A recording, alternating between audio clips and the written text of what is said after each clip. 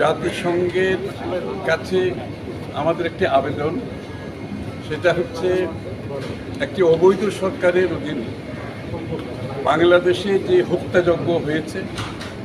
বাংলাদেশের নাগরিকদের যে হত্যা করা হয়েছে, তার একটি নিরপেক্ষ আন্তর্জাতিক মানের স্বচ্ছ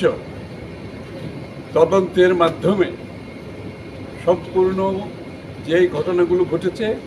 এটার উদ্ঘাটন করার জন্য আমরা জাতিসংঘকে অনুরোধ করেছি এবং বাংলাদেশের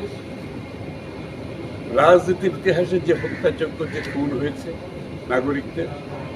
এটা উন্মোচন করার প্রয়োজন আছে এবং জাতিকে কলঙ্ক মুক্ত করতে হলে দেশের মধ্যে দেশের বাইরে যে ঘটনার মাধ্যমে হত্যাযজ্ঞ করেছে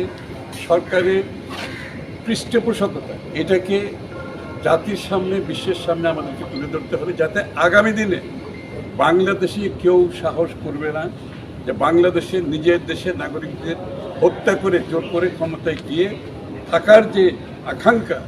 সেই আকাঙ্ক্ষা যাতে কারো মনে আগামী দিনে না চাই। কারণ আমরা জাতিকে কলঙ্কমুক্ত করার জন্য এই ধরনের একটা পরিচ্ছন্ন, একটি নিরপেক্ষ, গ্রহণযোগ্য একটা তদন্তের কথা বলেছি, জাতিসংঘকে অনুরোধ করেছি, আমরা